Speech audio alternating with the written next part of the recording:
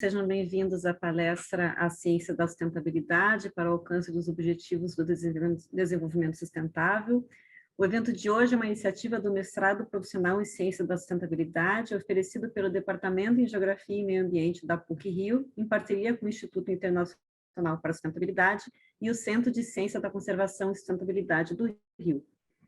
Neste webinário, os professores Fábio Rubens Carano e Paulo Durval Branco apresentarão um panorama da situação dos ODS no Brasil e abordarão como este novo campo do conhecimento, que desenvolve e aplica abordagens transdisciplinares das ciências naturais, ciências humanas e de viés tecnológico, pode contribuir com os desafios da transição para a sustentabilidade. Será um momento também para aqueles e aquelas que tiverem interesse em cursar o mestrado, conversarem com esses professores e esclarecerem suas dúvidas sobre o curso. Alguns avisos, como vocês já viram, a palestra está sendo gravada e será disponibilizada após o evento no YouTube e outros canais de comunicação. Portanto, quem não desejar ter a sua imagem transmitida deverá fechar a câmera do seu dispositivo. Caso contrário, fiquem à vontade para deixá-la aberta. Quem tiver interesse em receber a declaração de participação deverá, além de estar inscrito no evento, preencher o formulário de presença que será colocado no chat em alguns instantes. E, por fim, as perguntas para os professores podem começar a ser enviadas pelo chat, que serão respondidas ao final da palestra. Gostaria de apresentar agora o primeiro palestrante da noite, professor Paulo Durval Branco. Paulo é diretor do Instituto Internacional para a Sustentabilidade e sócio fundador da Ecobé, uma das primeiras consultorias brasileiras especializadas em sustentabilidade corporativa. É professor de cursos de pós-graduação nas áreas de sustentabilidade e negócios. Foi vice-diretor do Centro de Estudos em Sustentabilidade da FGV e AESP, e é mestre em Administração de Empresas pela Pontifícia Universidade Católica do Rio de Janeiro. Paulo, a palavra agora está com você. Muito obrigado, Fernanda. Uma boa noite a todos e todas. Uma enorme alegria recebê-los aqui. Acredito que a gente já começou há algum tempo a constituir uma comunidade em torno desse mestrado e é uma alegria ter aqui tanta gente com interesse em fazer parte dessa comunidade. Muito bom tê-los aqui. O objetivo da minha fala aqui é uma fala inicial que procura dar um pouco de contexto e posicionar esse curso frente à trajetória da agenda de sustentabilidade no Brasil e no mundo. E eu quero tecer aqui algumas considerações sobre essa trajetória, a partir de uma experiência que eu tenho acumulado aí nos últimos 25 anos, nessa área que busca fazer uma interseção entre o tema da sustentabilidade e a agenda de negócios. Prioritariamente, essa tem sido a minha experiência. Então, um relacionamento com o mundo empresarial e também a relação das empresas com os governos nos seus mais diferentes níveis, com as organizações não governamentais, com as organizações da sociedade civil em geral.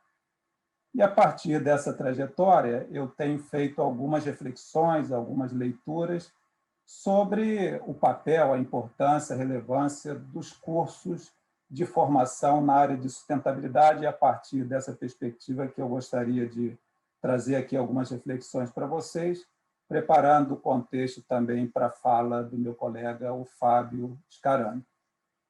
A minha percepção tem sido que, apesar da agenda de sustentabilidade, sim, considerar uma agenda, continuar uma agenda periférica ao sistema, uma agenda da borda da pizza, né, como eu gosto de falar, ou seja, uma agenda que ainda não está no centro das tomadas de decisão no âmbito público, empresarial e da sociedade como um todo, é inquestionável que a gente já observa alguns avanços importantes, né? Avanços nessa necessária busca de integração entre os aspectos econômicos, sociais, ambientais, a exemplo do que a gente vê, por exemplo, nos Objetivos do Desenvolvimento Sustentável, que vão ser hoje aqui tão bem explorados e comentados pelo Fábio. Quando a gente olha para esse aspecto, um tema, uma agenda que ainda não está no centro das tomadas de decisão, mas, ao mesmo tempo, avanços ocorrem na integração das dimensões que caracterizam a sustentabilidade, o que para mim é muito importante pontuar e relacionar, portanto, com cursos que buscam prover uma formação nessa área. Para mim, parece ser muito fundamental, muito decisivo, que a gente faça um movimento de mudança em relação a que perguntas hoje são fundamentais nessa agenda. Entendo que é necessário, mas não mais suficiente, perguntarmos por que a sustentabilidade hoje é uma agenda fundamental, necessária, relevante. Mais do que isso, parece ser muito, muito decisivo que a gente se pergunte o que precisa ser feito e como precisa ser feito para que os princípios e práticas da sustentabilidade de fato sejam a resposta aos desafios contemporâneos. E é justamente aí que esse curso se posiciona, um curso que procura conciliar conhecimento científico com pesquisa aplicada, portanto, nós estamos falando de um quadro de professores que vive na ponta, vive na realidade, aqueles conhecimentos que compartilha com os alunos, e, além de buscar a conciliação entre conhecimento científico, pesquisa aplicada, esse curso procura inovar na busca, na construção de conhecimento que está entre, através e além das disciplinas temáticas, aquilo que a gente gosta de chamar da transdisciplinaridade. Então, é para essa trajetória que a gente convida vocês que estão aqui presentes, e não temos dúvida que esse curso propicia uma trajetória bastante robusta, bastante fundamentada em evidências, muito comprometida com a construção de soluções para aquelas pessoas que buscam ser protagonistas nessa tão necessária e urgente transição para a sustentabilidade. Então, é essa a reflexão que eu trago de partida, em que momento a gente está na agenda e a necessária e fundamental importância de que programas de formação em sustentabilidade entreguem respostas concretas para o que e como a gente pode e deve fazer essa transição. Então, é esse o contexto em que eu preparo o terreno, então, para a fala do meu colega Fábio, e volto a você, Fernanda, para apresentá-lo. Sejam mais uma vez muito bem-vindas, muito bem-vindos. Muito obrigada, Paulo, pelas suas palavras. Lembrando mais uma vez que se alguém tiver algum comentário, alguma colocação, já pode começar a colocar no chat, que os professores responderão ao final. Bem, gostaria agora de anunciar o próximo palestrante, o professor Fábio Scarano.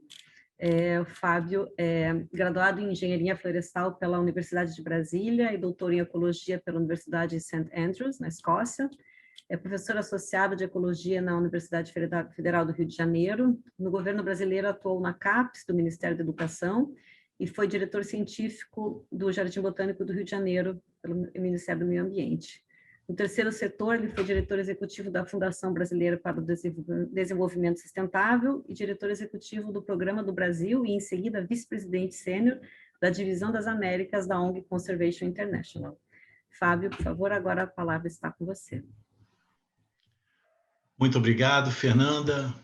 Muito boa noite a todos e a todas. Uma satisfação estar aqui com vocês para compartilhar aqui algumas ideias acerca desse tema da noite, né, dos objetivos do desenvolvimento sustentável, e também fazer uma breve apresentação do nosso curso, na medida em que agora, aí, durante a próxima semana, a gente vai estar abrindo o processo de inscrição e o processo seletivo para montar a segunda turma do nosso mestrado profissional. E aí, por isso, eu vou explicar um pouquinho também sobre as características do curso, aí na esteira do que o meu amigo Paulo apresentou para nós. Então, deixa eu mostrar aqui para vocês alguns slides. Essa ciência da sustentabilidade, em termos científicos, é um campo relativamente novo, até porque o próprio termo sustentabilidade ele surge oficialmente, pelo menos, em 1987, no âmbito das Nações Unidas, num relatório que recebeu o nome da sua coordenadora principal, a senhora Brundtland. E esse relatório Brundtland, ele define desenvolvimento sustentável e a sustentabilidade como um conjunto de ações que são feitas de uma forma tal que asseguram que os recursos utilizados sigam disponíveis para gerações futuras na mesma quantidade.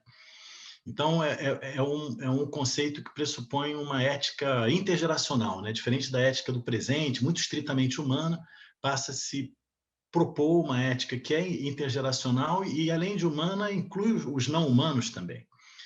E a partir do instante que surge essa definição, que emerge a partir de um valor, que gera um valor social moderno, junto desse surgimento do valor e da expressão política, né, do termo político, nasce uma ciência, que é a chamada ciência da sustentabilidade. E essa ciência se caracteriza por um encontro de diferentes campos, até porque um dos princípios da sustentabilidade é integrar o social, o econômico e o ambiental. E, tradicionalmente, esses três campos são tratados por disciplinas e por ciências diferentes. A ciência da sustentabilidade, então, ela se propõe inicialmente a ser interdisciplinar, quer dizer, ela agrega esses diferentes campos das ciências sociais, humanas, biológicas, exatas, mas, além disso, ela vai além e ela se propõe a solucionar problemas. E nisso de solucionar problemas, está bem claro que não são só os acadêmicos, os cientistas que vão resolver. A solução de problemas se dá a muitas mãos. E, portanto, a ciência da sustentabilidade, ela integra também outros atores, além dos atores não acadêmicos.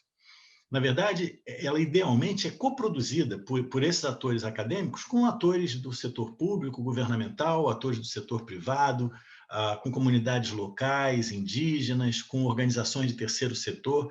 Então, ela é uma ciência aberta, ela é transdisciplinar, e aí, para isso, ela precisa dispor de todo um ferramental que integre essas diferentes capacidades, essas diferentes visões de mundo até. Então, esse é o escopo assim, do que a gente procura tratar no nosso curso, né? Uma ciência que tem aí cerca de 30 e poucos, 40 anos de idade, portanto, é relativamente nova. Sustentabilidade, né, surge aí como uma espécie de antídoto ao chamado antropoceno, que é esse tempo atual que a gente vive, que é um tempo no qual uma série de indicadores médios do planeta saíram de ordem por conta da ação humana, especialmente, e o ser humano, ciente disso, está aí nos vários acordos globais da diplomacia internacional, a agenda é a da sustentabilidade, e isso está expresso nos tais objetivos do desenvolvimento sustentável, que eu vou falar a seguir. Então, assim, essa ciência ela aborda esses grandes temas todos, né? A relação do antropoceno com esse antídoto, que são esses objetivos de desenvolvimento sustentável, a relação entre biodiversidade e a redução de pobreza, biodiversidade e saúde, que agora cada vez assim, mais do que nunca visível, né? Porque atual ele sempre foi, mas hoje, em meio a essa pandemia horrorosa aí que a gente atravessa, essas ligações são cada vez mais claras e precisam ser mais entendidas. Sustentabilidade se mede, então indicadores é um desses temas que vem forte no nosso curso, né? Como é que a gente mede isso? A sustentabilidade corporativa, e está aí o Paulo que lidera essa frente para nós no curso, né? Hoje o setor empresarial como um todo tem a sustentabilidade muito fortemente na sua agenda. É também uma demanda de políticas públicas, esses aspectos todos ligados ao uso da terra, né? Que aqui no Brasil, em países em desenvolvimento, é tão importante. E ainda assim, não só no aspecto rural, mas também nas cidades, na floresta. Que economia é essa quando a gente fala sobre sustentabilidade e as tecnologias que ela envolve? Então, esses são alguns dos grandes temas que essa ciência da sustentabilidade enseja e que a gente também aborda no nosso curso. O objetivo do curso é essa busca de diálogos e de soluções transdisciplinares que viabilizem essa transição para a sustentabilidade. Exatamente isso que o Paulo falou. E a gente tem essa coisa, assim, naturalmente que a gente está muito de olho nas soluções, mas o caminho do problema para a solução é o diálogo, né? E isso, muitas vezes, a gente não é muito bom nisso. A gente, como sociedade, né? Especialmente em tempos tão críticos e nervosos como esse tempo que a gente atravessa, diálogo não vem sendo a nossa força social. Certamente não é um traço marcante do meio acadêmico também, que muitas vezes, com seus jargões pesados, fala para si mesmo. Mas o esforço aqui nesse curso é a gente pensar muito nesse caminho do diálogo para a gente encontrar estas soluções, porque a transdisciplinaridade demanda isso. é a gente entender que os acadêmicos, quer dizer, vocês, aqueles de vocês que estão fazendo mestrado, doutorado, os que vierem a fazer o nosso mestrado profissional, vocês vão aprender várias ferramentas, mas vocês não vão estar saindo do curso com uma sacola de soluções debaixo do braço. Isso não existe, porque as soluções elas são caso a caso e elas são coproduzidas, elas são co-construídas. Então, essas estratégias e ferramentas para a construção de diálogo, especialmente em ambientes que podem vir a ser até ambientes conflituosos, é parte do que a gente espera explorar aqui com os estudantes do nosso curso. E aí, de novo, quando a gente fala em sustentabilidade, né, essa é uma outra questão que a gente debate muito no nosso curso. Assim, de qual sustentabilidade a gente está falando, né? Porque, se vocês notarem bem, uma boa parte, assim, tudo que querem vender para a gente hoje dizem que é sustentável. Já notaram isso? É incrível, né? Então, se tudo é, nada é, né? Então, assim, de qual sustentabilidade exatamente a gente está falando? A sustentabilidade das Nações Unidas, né, e acordada pelos vários países do mundo, ela está expressa nesse conjunto de 17 objetivos, que são os Objetivos do Desenvolvimento Sustentável. Já vou falar sobre eles. A ciência tem um determinado olhar para a sustentabilidade também, mas a ciência é só uma dentre várias formas de interpretação da realidade.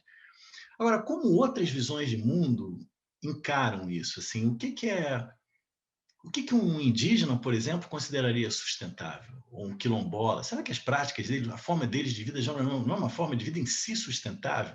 Será que esses outros mundos, vamos dizer assim, que coabitam o nosso planeta, têm participado dessa discussão, têm sido convidados a participar dessa discussão acerca do que seja a sustentabilidade? Será que essas outras visões de mundo estão na mesa, né, desses diálogos aí das Nações Unidas? Assim, eu sempre dou esse exemplo. Nas Nações Unidas, a gente tem quase 200 países, né? Então, você pode botar em média que 200 idiomas são falados ali no ambiente das Nações Unidas. Só a Amazônia brasileira tem 300. A gente tem mais língua da Amazônia do que tem na ONU. Será que a gente está ouvindo essas vozes todas, essas diferentes impressões do mundo? Como é que a gente traz isso para esse diálogo maior que vai encaminhar soluções que sejam soluções para todos?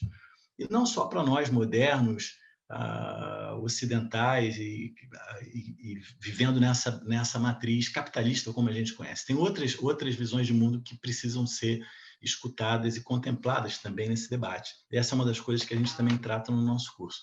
Esses são os 17 objetivos do desenvolvimento sustentável. Eles combinam objetivos de viés social, de viés econômico e de viés ambiental. A gente discute muito profundamente esses objetivos no curso, todos eles são extremamente louváveis. Agora, mais do que apresentar e discutir esses objetivos, a gente discute também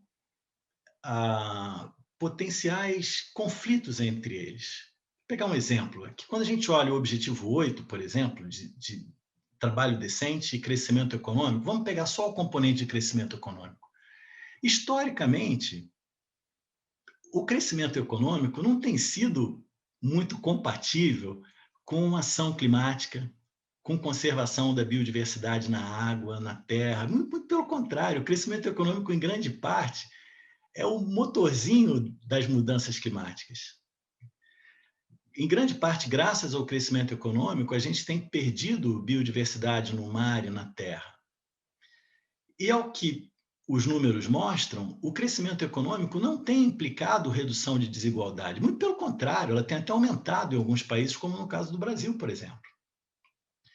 Então, como conciliar isso? Como fazer com que o crescimento econômico se dê de tal forma que ele seja pouco intenso em carbono, que ele conserve a biodiversidade na vida, a vida na água e na terra, e que reduza desigualdades? E que, ao mesmo tempo, promova igualdade de gênero, educação de qualidade, saúde e bem-estar e assim por diante. Então, no curso, a gente também discute muito, a gente está muito interessado nesses potenciais conflitos que existem entre esses diferentes objetivos e como fazer com que eles possam ser sinérgicos até, porque quando às vezes a gente mostrar isso para esses 17 objetivos para um tomador de decisão, às vezes no governo ou numa grande empresa, ou numa pequena empresa até, esse tomador de decisão pode vir e falar, que legal os 17 objetivos, mas eu começo por qual? Assim, por onde eu começo? São tantos objetivos, né? Tanta coisa por ser feita, eu começo por onde? Então, se a gente consegue encontrar sinergias entre esses objetivos, um objetivo ou um conjunto de objetivos que alavanquem tantos outros, talvez a gente consiga encontrar alguns desses atalhos para um mundo mais sustentável. Então, esse é outro tema que a gente discute. Agora, e o Brasil, né? Como é que o Brasil está em relação a esses objetivos do desenvolvimento sustentável? Então, olha só esses dados do Sustainable Development Report, é um relatório sobre desenvolvimento sustentável que é produzido anualmente. Aliás, o próximo vai sair agora, semana que vem até vai estar saindo. Se desse palestra uma semana depois, vai ter dados mais atuais, que eu espero que sejam um pouco melhores do que esse, mas eu não creio que ainda seja. Mas a partir desse estudo, né, desse organismo das Nações Unidas, que é uma rede internacional sobre desenvolvimento sustentável, baseado lá na Universidade de Columbia, em Nova York, que eles mostram, e eles fazem uma análise país por país, que no caso brasileiro, o nosso desempenho está fraco, de fraco a muito fraco, em 4 itens: saúde e bem-estar, e naturalmente que a pandemia tem uma contribuição nisso, mas não é a única causa desse problema. O crescimento econômico, a redução de desigualdades e paz e justiça, por conta de tudo essa situação semelhante à guerra civil que a gente vive em várias partes do Brasil, inclusive aqui no Rio de Janeiro, de onde a gente fala. E, além disso, o Brasil tem desafios significativos num tanto de outros desses objetivos. Redução de pobreza, fome zero, educação de qualidade, desigualdade de gênero, infraestrutura, produção e consumo e os de biodiversidade no mar e na terra. Esses desafios são muito grandes, quer dizer, os nossos indicadores não andam bem nesses aí também. E aí, o que é interessante assim, desse estudo que eu achei é que ele mostra que o único objetivo do desenvolvimento sustentável no qual a gente está indo bem é o de energia sustentável, o objetivo 7. Eu tenho a impressão que os avaliadores não levaram em conta, por exemplo, o fato da nossa geração de energia limpa, hidroelétrica, tratada como limpa, tem sido causadora de conflitos, por exemplo, com povos indígenas. Da onde vem essa energia elétrica, muita gente lá naquela mesma região, que é a região amazônica, a região norte, não tem acesso à energia. Então, tem uma desigualdade imensa nesse processo e isso me parece que não foi levado em conta pelos avaliadores, mas estão dizendo que o Brasil está bem nisso. A gente que aqui que é brasileiro, a gente sabe que precisa melhorar um bocado. Então, esse é o balanço. Quer dizer, diante desse cenário, a gente tem muito o que fazer aqui no Brasil. E a gente entende que assim, a nossa impressão, é quase que um credo, é que numa situação entre duas normalidades, quer dizer, a gente está saindo de uma determinada normalidade, a gente está passando por uma fase de transição que para alguns já dura aí 30, 40 anos, a pandemia é uma espécie de estranha cereja desse bolo.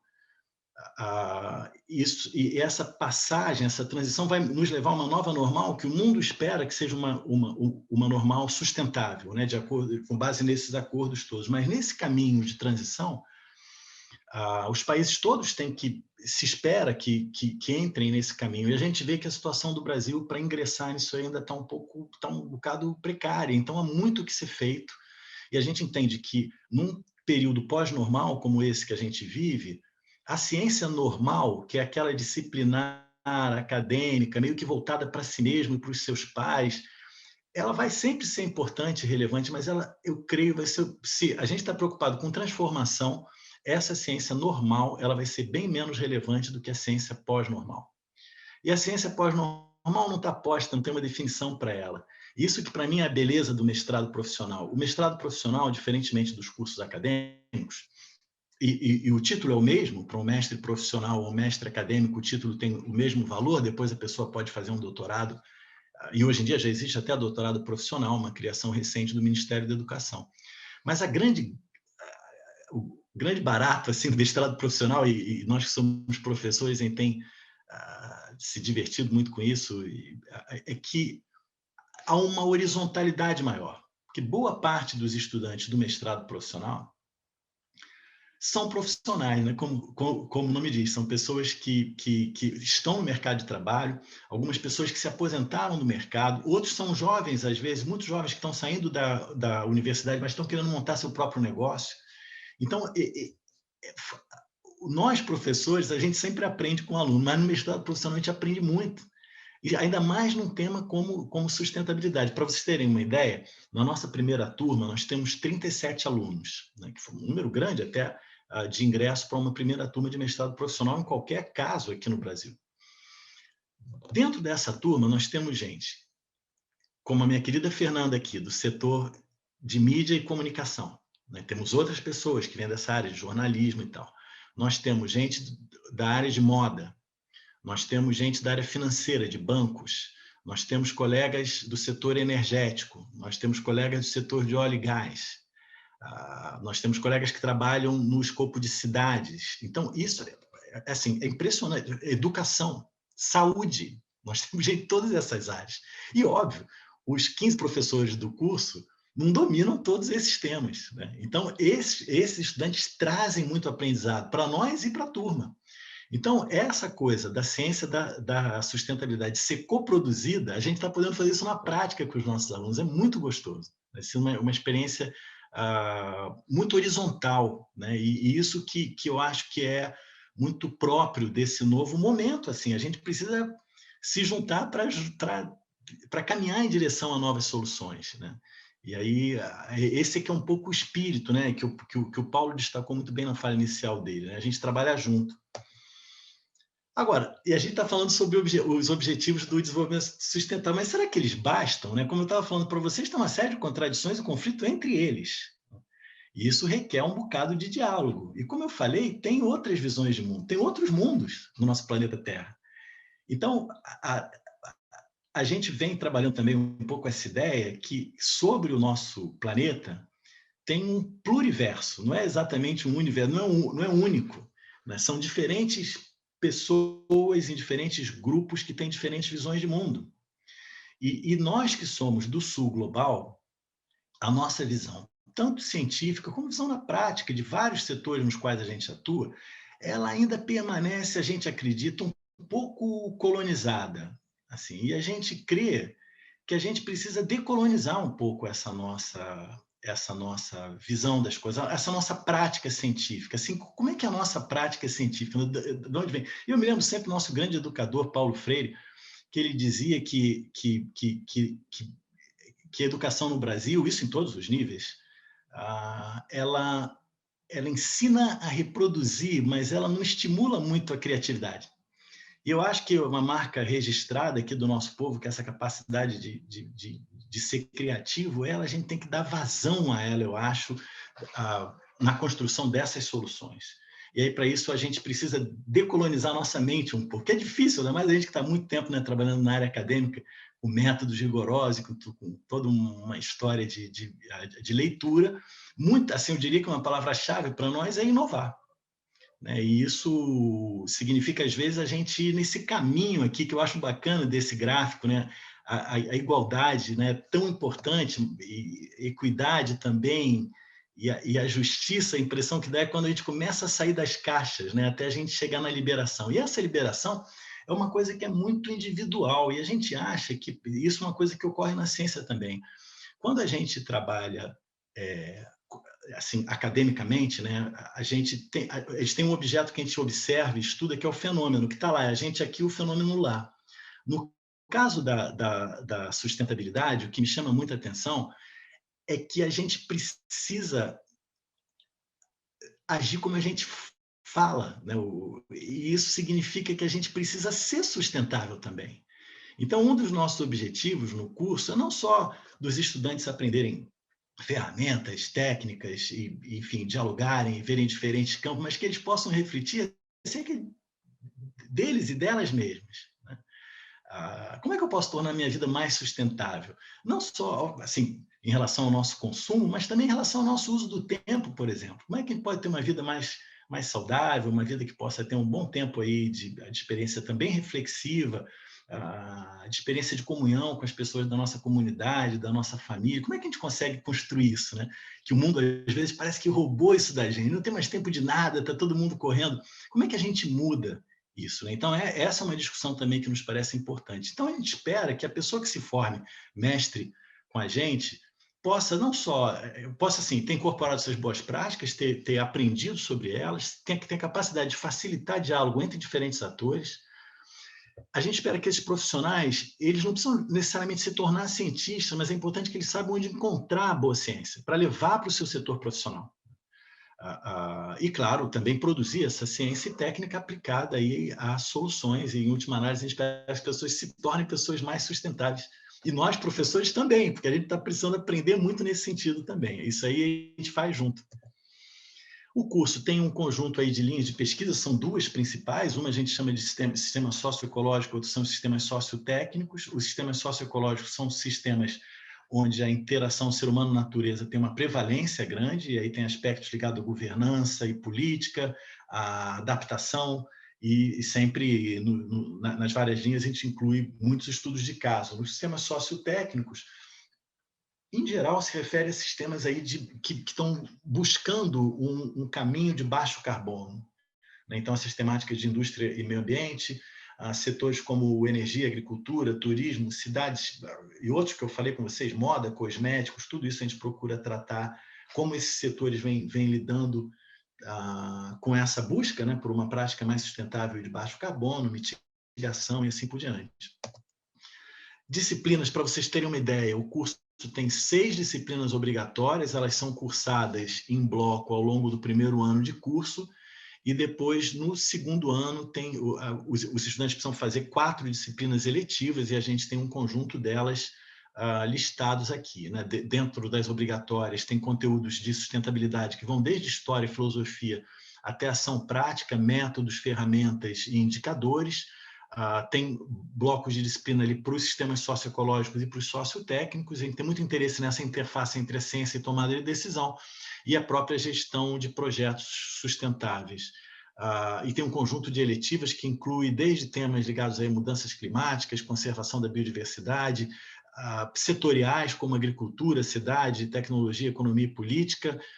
Tem toda a parte de direito ambiental também, a gente tem uma visão aí para povos indígenas e tradicionais e sustentabilidade corporativa, além de um conjunto de eletivas que oferecem ferramental, de modelagem, de análise espacial, de licenciamento, de abordagem baseada em direitos e assim por diante.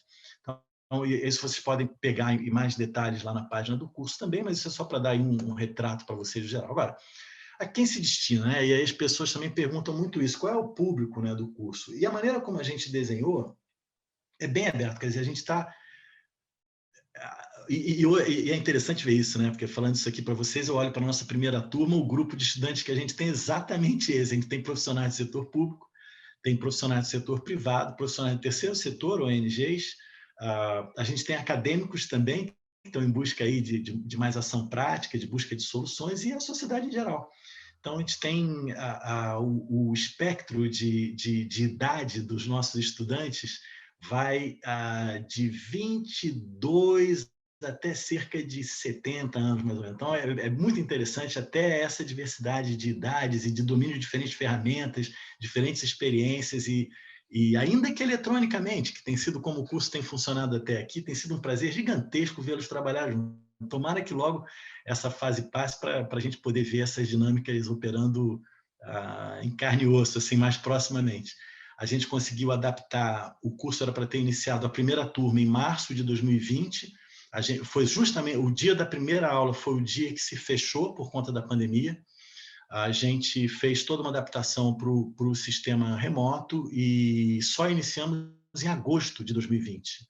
A gente estava esperançoso, achava lá, como muitos brasileiros acharam lá no começo que não, lá para julho, agosto passa, vamos marcar para agosto que aí começa presencial, e não deu pé.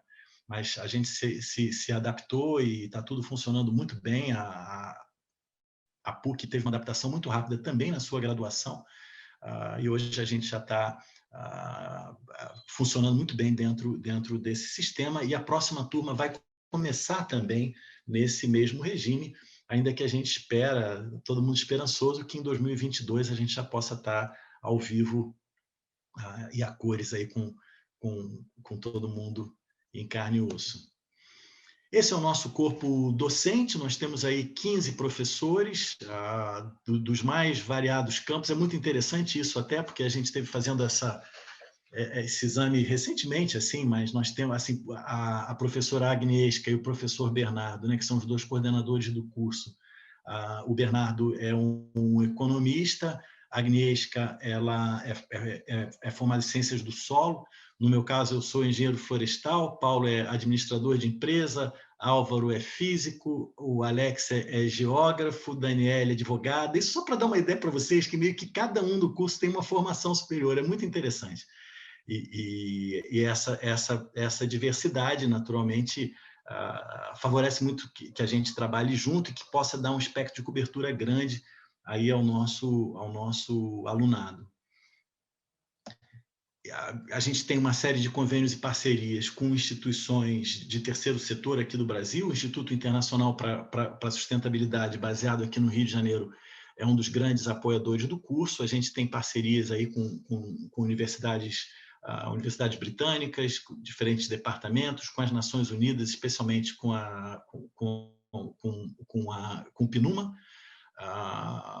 universidades norte-americanas, o Instituto Ambiental de Estocolmo e por aí vai. E a gente tem uma coisa curiosa dessa circunstância remota, tem permitido que a gente traga colegas de diferentes partes do Brasil e do mundo para participarem das aulas, darem aulas, conversarem com os estudantes, coisa que quando, né, assim, nos tempos pré-pandemia, a gente sempre imaginava trazer as pessoas, ter o custo da viagem, aquela coisa toda, mas agora com essa familiaridade que as pessoas ganharam com as ferramentas remotas, a gente tem conseguido fazer isso com mais agilidade até.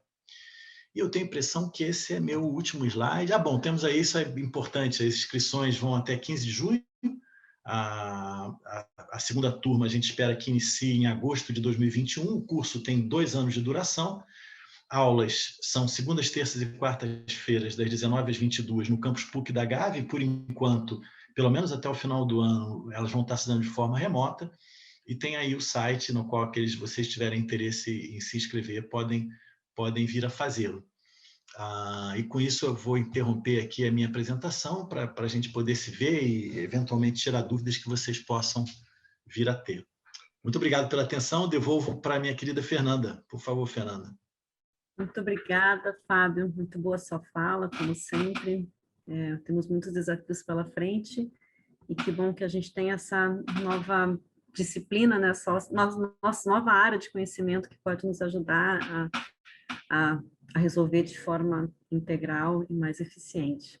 Fábio, muitas perguntas interessantes aqui, não são especificadas se para você ou para o Fábio ou para o Paulo, então eu vou fazendo e vocês fiquem à vontade para responder quem achar mais adequado. Tem perguntas específicas sobre o curso, algumas a gente já respondeu pelo chat, tem perguntas sobre os temas. Então, eu vou começar aqui para as perguntas sobre os temas, porque eu acho que com as informações que você deu agora no final, algumas sobre o curso já foram respondidas. Uma do José Martins é: qual a relação entre ciência da sustentabilidade e o movimento de ESG? Vou fazer umas 3 perguntas e vocês podem ir respondendo.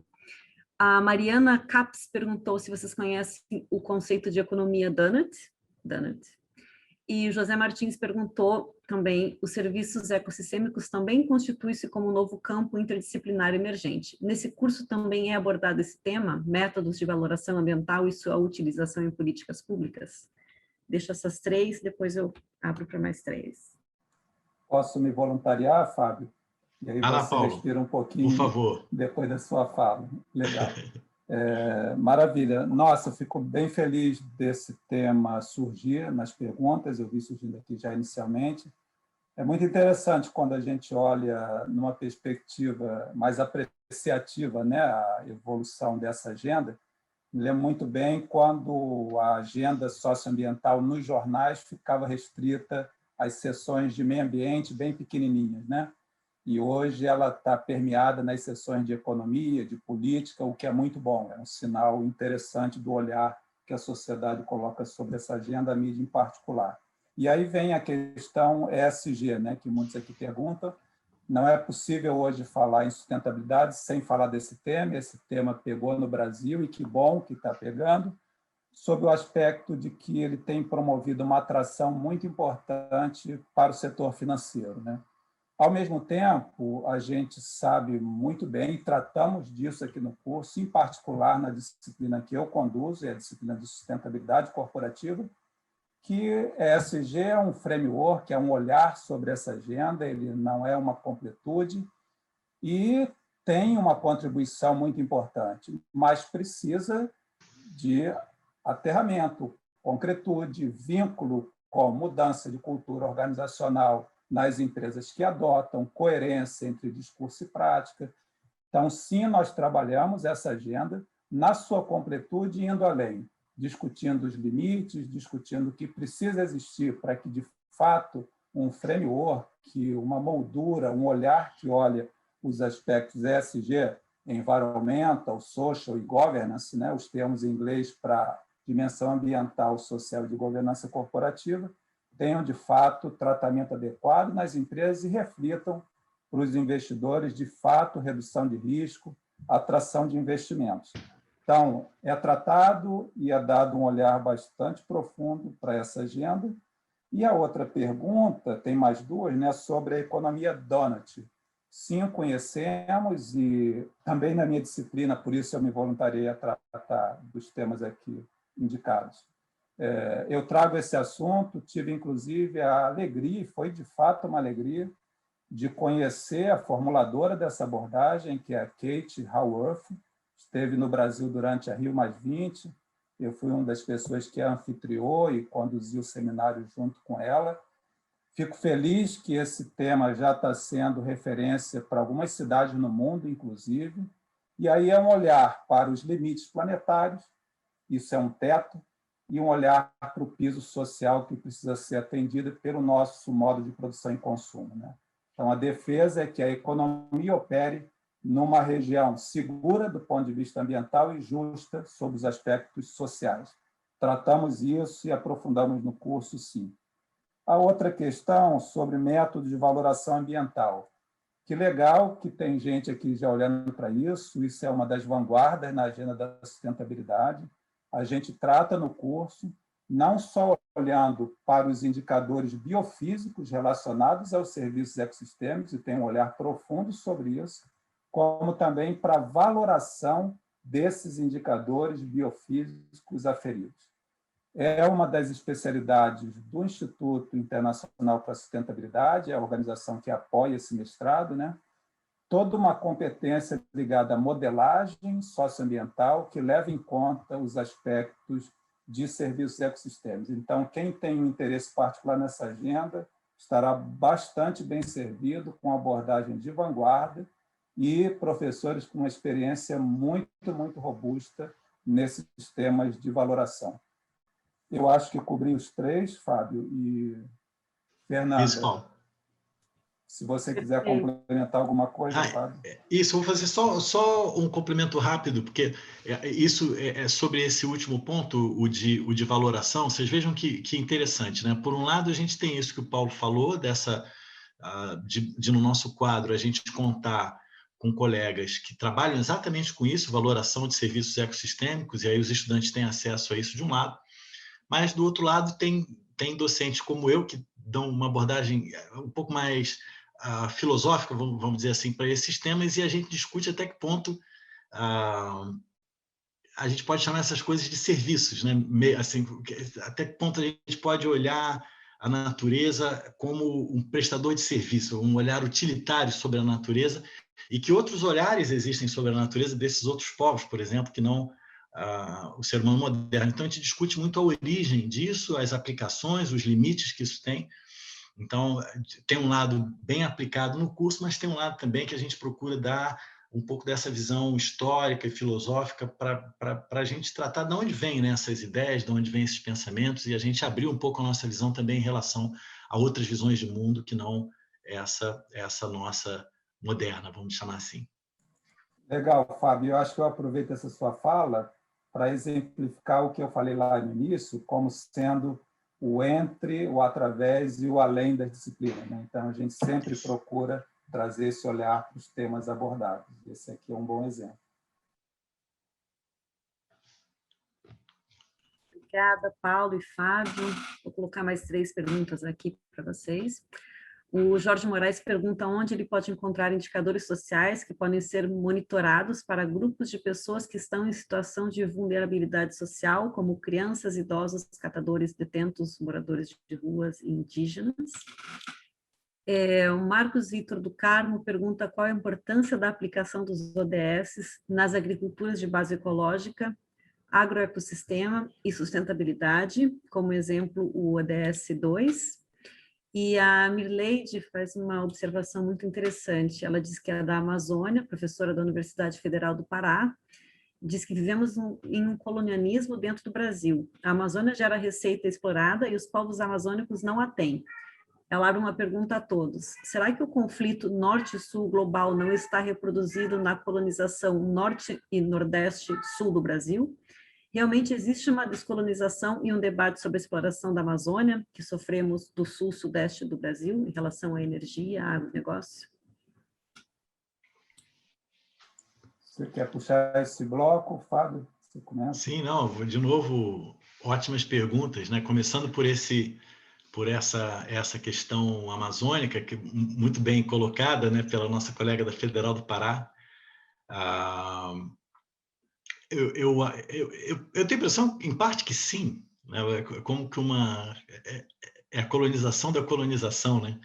Mas eu ainda prefiro enxergar que,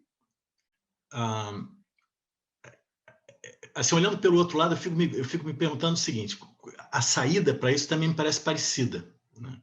É essa saída da conversa, da observação e do respeito, né, aos diferentes atores locais, aos diferentes desejos e vontades locais.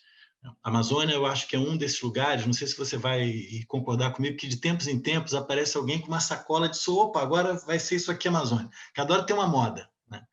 E essas modas, eu tenho a impressão, nem sempre se dão em consulta com os quase 30 milhões de pessoas que vivem na região.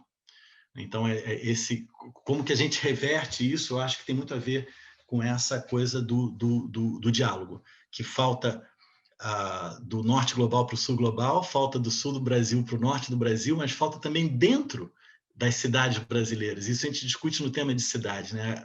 Aqui no Rio de Janeiro, com os diferentes extremos que a gente tem, a gente vive isso todo dia, né? Então, é um tema também forte para nós. E aí, de novo, acho que a tua questão remete muito a isso.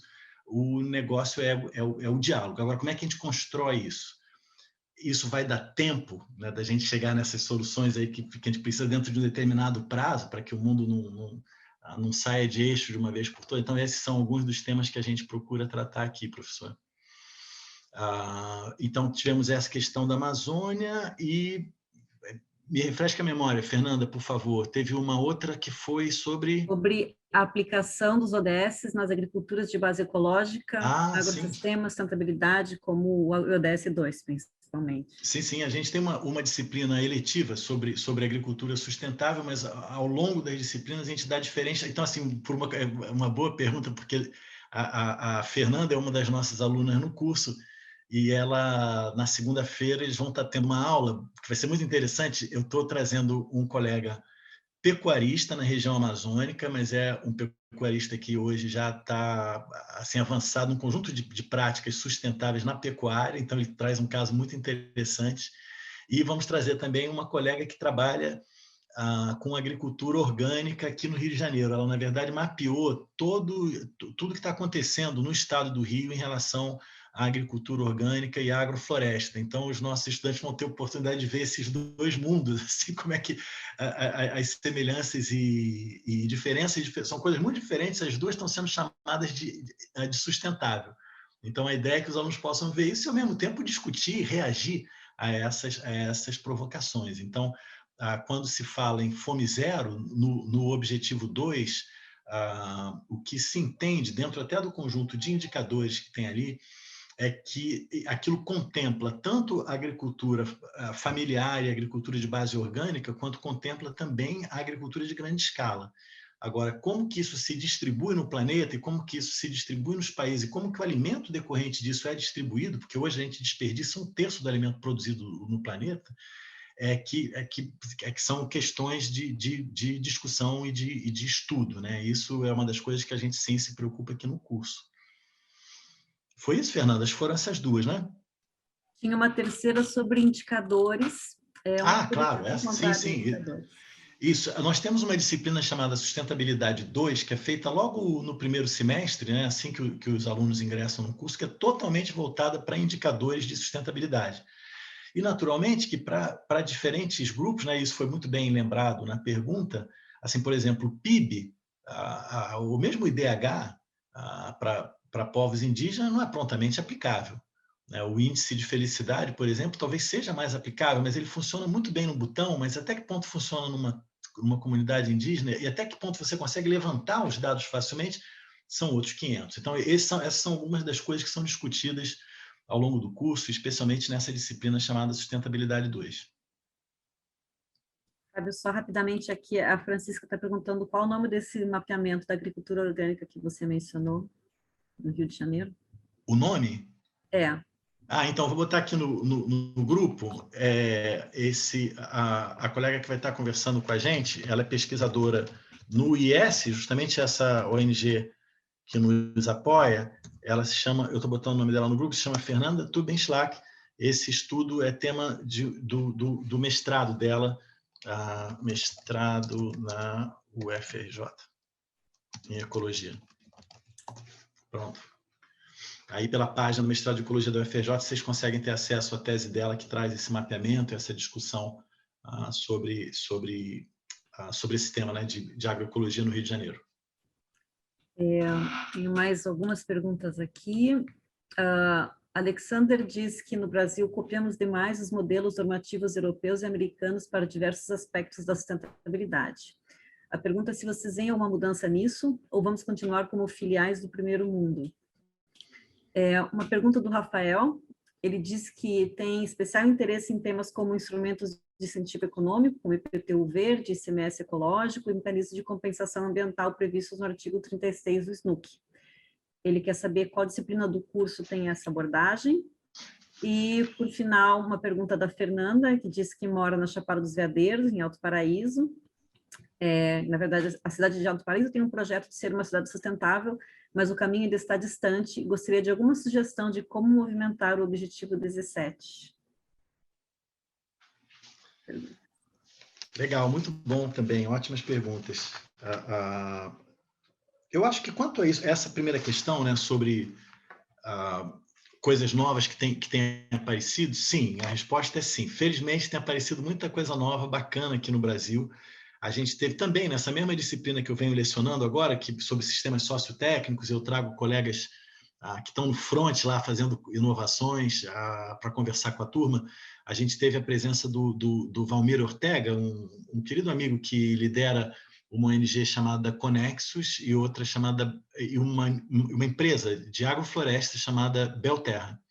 E as ações que eles vêm fazendo para facilitar negócios sustentáveis na Amazônia, com microcrédito especialmente, e com capacitação técnica, é uma dessas novidades. Tem várias, né? Mas esse é um exemplo de novidade que a gente tem também trazido para o curso. Então, tem iniciativas muito empreendedoras, inovadoras, com análise de risco muito bem feita e que já estão começando a criar, ainda que silenciosamente, algumas boas transformações no Brasil.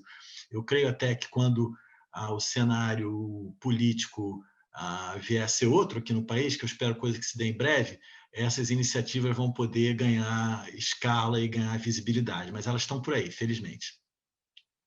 Um complemento, Fábio, eu acho importante, por favor, Paulo, a essa pergunta, né, que a colega aqui trouxe e colocou, é uma possível tendência de reprodução, né, dos modelos do exterior na agenda de sustentabilidade no Brasil. Eu entendo que existe um diálogo assim, bastante importante, sim, com experiências internacionais. Entretanto, a gente observa um espaço muito interessante que vem sendo ocupado pelo Brasil em métodos, em processos, em casos que são exemplares mundo afora, né? E muitas das oportunidades que eu tenho tido de interagir com colegas no exterior que atuam nessa agenda, há uma surpresa, muitas vezes, sobre o que é feito no Brasil e com um grau muito impressionante de profundidade. Eu costumo dizer a esses colegas que talvez essa profundidade e essa criatividade que se expressa em abordagens brasileiras à agenda da sustentabilidade tem a ver com a complexidade do nosso ambiente institucional, tem a ver com a complexidade da nossa sociedade, né? como todos nós aqui sabemos, o Brasil não é para principiantes, né? E, portanto, construir soluções na agenda de sustentabilidade num país como esse não é trivial, e a gente tem dado bons exemplos, né? No mercado financeiro, muitas das ações brasileiras são pioneiras. No campo das grandes corporações e das pequenas, é incrível a quantidade de empreendedorismo orientado pelos desafios da sustentabilidade que tem emergido no Brasil, né? Empresas que têm conquistado, inclusive, espaços em cadeias globais. Esse é um tema que, inclusive, eu abordo na minha disciplina. Muitos compradores internacionais que olham para o Brasil esperam atributos de inovação nos produtos e serviços, e aqui encontram. Então, há um diálogo, eu diria, entre referências internacionais, sim, alguma adequação. Claro que tem casos de reprodução ipsis literi, né? Reprodução direta e sempre fracasso, porque a nossa realidade é muito distinta, né? Mas muita autoria, muito protagonismo nos atores brasileiros que lidam com essa agenda. Então, acho que esse é um complemento aqui, Fábio, legal para a pergunta da colega. Ótimo, obrigado, Paulo. E quanto a essa questão sobre essas diferentes ferramentas, ICMS ecológico, dentre outras, né, que foram mencionadas, a gente tem uma disciplina chamada Economia da Sustentabilidade, que é uma matéria eletiva. Ela vai estar sendo oferecida no período que vem pelo professor Sérgio Margulis. Ela trata de alguns desses conteúdos. Não sei se o Paulo também pega algumas dessas coisas. Acho que você não, né, Paulo? É mais o Sérgio mesmo, né? Eu trato mais dos impactos disso na forma de oportunidades e riscos, nas estratégias das empresas, nos modelos de negócios. Então, é um olhar de construção de estratégia e práticas empresariais, né? Ou seja, olha para o ambiente institucional que tudo isso provoca, né? Sim, sim. Legal. A questão sobre Alto Paraíso, eu adorei também. Alto Paraíso, aliás, foi o último lugar que eu fui antes da pandemia começar. Que coisa linda lá, a Chapada. E eu diria que a resposta para a sua pergunta daria um belo trabalho final de mestrado profissional, sabe? E a gente tem alguns alunos no curso que estão tratando disso para alguns municípios específicos, né? Também alguns municípios pequenos. Como fazer, né? Como é que a gente faz isso, né? Que tipos de diálogos precisam ser construídos, quais frentes precisam ser atacadas, em qual ordem de prioridade, como que isso se financia? Eu acho que é um pouco esse escopo que a gente procura tratar. Isso naturalmente, que até da convivência dos alunos tem sido interessante, né? Assim, são diferentes temas, mas entre eles também acaba que um ajuda muito o outro, né? Acho que a Fernanda pode até testemunhar isso, né? São experiências que são tão diferentes que eu acho que um traz visões para o outro. Mas eu acho que, enfim, a tua questão é uma boa pergunta de mestrado. Queria dar um complemento também, Fábio, para os colegas que estão nessa busca, nesse interesse da aplicação de ODS em escala municipal, né? Uma experiência bem interessante em curso em um município do interior de São Paulo chamado São Luís de Paraitinga, que tem utilizado os ODS para repensar políticas públicas e para planejar a intervenção. Então, recomendo olharem, é uma inspiração interessante. Bem, a gente está caminhando agora para o final do nosso tempo, ainda tem algumas perguntas, então eu vou lançar as últimas que entraram e vou pedir para as pessoas depois encaminharem as perguntas que não foram respondidas para o e-mail do curso, que a gente responderá uma a uma. E só rapidamente respondendo algumas perguntas sobre o curso, sobre ementa das disciplinas, isso pode ser inventado na plataforma. Tem uma pergunta que eu não sei responder, que é se o curso será aberto semestralmente ou anualmente. Não sei se o Fábio ou o Paulo poderiam responder. A grade completa está no site também. O curso é presencial, ele está sendo online agora por conta da pandemia, mas provavelmente, a partir do momento que todos forem vacinados, ele voltará a ser presencial, mas isso não elimina a possibilidade de termos um curso online no futuro, tem muita procura fora do Rio. Eu respondo a pergunta também do formato à distância, que perguntaram, e se nós aceitaríamos alunos especiais vindo de outros programas de pós-graduação e de outras universidades. Essa pergunta também eu deixo para o Fábio e para o Paulo responderem. O curso ficará gravado, o link será disponibilizado por e-mail para quem se inscreveu. As inscrições, sim, são até o dia 15 de junho, pelo site. E outra pergunta para Fábio e para Paulo é como vocês veem a aplicação do conceito de Citizen Science nos temas ligados à sustentabilidade. Ótimo. Lista longa aí, Fernanda. Vamos lá. Eu estava até respondendo uma boa pergunta aqui por escrito da Francisca, mas vamos lá. Sobre o Citizen Science, nos parece super importante, mas a gente até agora, a gente não vem tratando disso no curso ainda. Aliás, é bom que você destaque isso, porque acho que é uma coisa que a gente precisa conversar, viu, Paulo? Nossa, adoraria alguém fazendo um trabalho sobre isso, hein, Fábio? Ia Tanta ser ótimo para a oportunidade, gente. a ciência cidadã. Exatamente. Isso é uma peça que na nossa montagem até aqui, ela ainda não apareceu. Aliás, isso é uma outra coisa importante de ser dita, que é o seguinte, a tua questão me lembra isso. Os estudantes trazem temas para nós que às vezes a gente não tinha pensado. Então, assim, por exemplo, vou dar um exemplo para você. Moda. A gente tem 3 estudantes no curso que trabalham com essa área de moda. E que é uma área assim, crucial, não fazia ideia do quanto o negócio era importante no que diz respeito ao uso de materiais, a reuso de materiais, de reciclagem, de economia circular, essa coisa toda. Então, por provocação desses estudantes, estão aparecendo conteúdos que antes a gente não estava imaginando que teria, né? Como, assim, acho que talvez pelo caso de nessa turma não ter aparecido nenhuma provocação sobre ciência cidadã ainda, a gente também, isso não nos ocorreu. Então, a sua pergunta veio num ótimo momento, assim, que me deu esse estalo aqui. Falei, caramba, como é que ele não está falando disso? Mas é um tema mais aí para a gente incluir na nossa lista. Super obrigado. Quanto às inscrições, então, a nossa... até pelo quadro docente ser um quadro ainda pequeno, aliás, é uma coisa importante de ser dita também. O mestrado profissional, ele, assim, diferente dos MBAs, esse tipo de curso de especialização que existem no mercado, o mestrado profissional ele é reconhecido pelo Ministério da Educação, pela CAPES, que é a agência de pós-graduação do Ministério da Educação, que dá uma nota aos cursos. A nota 1 e 2, o curso fecha porque está funcionando mal. Curso 3, a nota 3, em geral, é para o curso que está começando, o curso 4 é o curso que está começando a crescer, e 5 são os cursos de excelência em mestrado profissional. Como o nosso curso é novo, o nosso curso ainda não tem nota.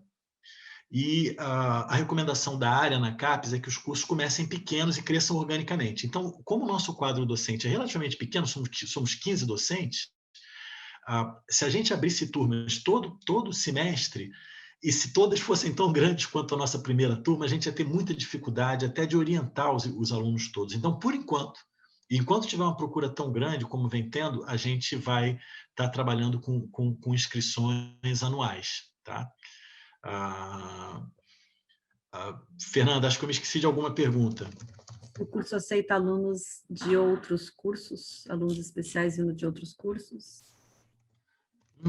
Eu acho... Isso deve ser para fazer matérias pontualmente, né? Para fazer inscrição em matéria. Sim, a gente aceitaria. Para fazer inscrição não tem problema. Inscrição e participar. Desde que tenham vagas, né, nas turmas, a gente pode aceitar, sim. E se a frequência de abertura será semestral ou anual? As próximas... Então é isso. É isso que eu estava falando. Esse aí vai ser anual, menos por enquanto. E, bem, Fábio, tem várias outras perguntas aqui, eu não sei como é que está a disponibilidade também de vocês. Eu disponibilizei o e-mail do curso para as pessoas enviarem as perguntas que não foram respondidas, mas você falou que estava respondendo já uma pergunta que está aqui no chat, se já tiver com a resposta na ponta da língua, fica à vontade para... Tá bom. Eu estou vendo uma questão aqui, Fernanda, do Alexander, pedindo para a gente se empenhar para oferecer o curso remotamente. A gente vem nessa negociação com o Ministério da Educação, viu, Alexander? E óbvio que o Ministério precisa, ao fazer esse tipo, vai ter que fazer de uma maneira coordenada, aí, país afora, mas a gente na PUC tem as instalações e tem toda a facilidade necessária para fazer cursos remotos, mas que na verdade a gente chama de semipresencial. Tem salas na PUC que tem uma estrutura tal que a gente pode ter pessoas lá dentro e pessoas que estão assistindo de fora, convivendo ali, alguns presencialmente, outros eletronicamente. Então, isso hoje já é possível. A gente, felizmente, tem essa infraestrutura na PUC, e aí, com isso, a gente espera poder tá aí recrutando alunos. Como as disciplinas obrigatórias, elas são todas concluídas ao longo do primeiro ano do curso, para essa nova turma, diante desse cenário pandêmico, eu tenho a impressão que a gente vai poder pegar muitos estudantes de fora do Rio de Janeiro, que eles vão conseguir concluir os créditos obrigatórios remotamente, né? Até porque esse primeiro semestre agora, que vai de agosto a dezembro, ele vai ser todo feito remoto. Obrigada, Fábio, que você respondeu aqui pelo chat também algumas questões. Bem, eu abro então para você e para o Paulo, se quiserem dar uma mensagem de encerramento, a gente pode começar a nos despedir agora.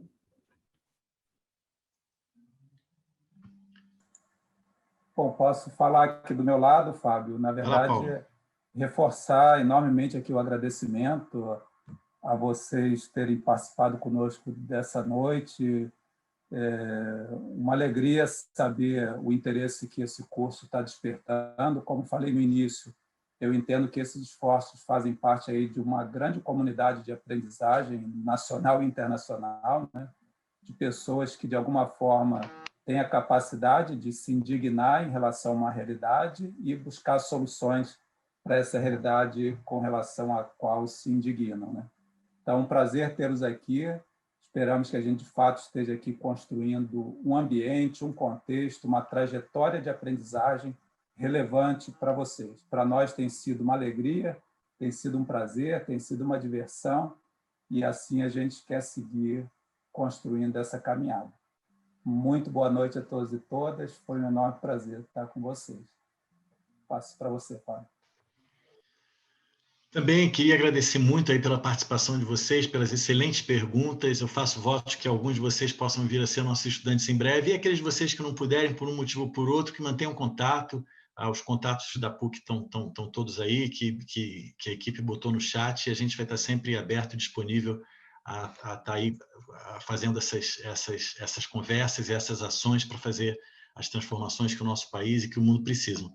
Desculpem aqueles que a gente não conseguiu responder aqui as perguntas a tempo, mas como a Fernanda disse, vocês podem encaminhar depois que a gente vai responder uma a uma por e-mail. Muito obrigado, uma boa noite a todos e saúde, cuidem-se. Muito obrigada a todos, principalmente aos professores Paulo e Fábio. Obrigada também ao pessoal da PUC pelo apoio. E qualquer dúvida, temos o e-mail aqui e outras informações também no site. Fique à vontade para nos procurar. Muito obrigada e boa noite a todos.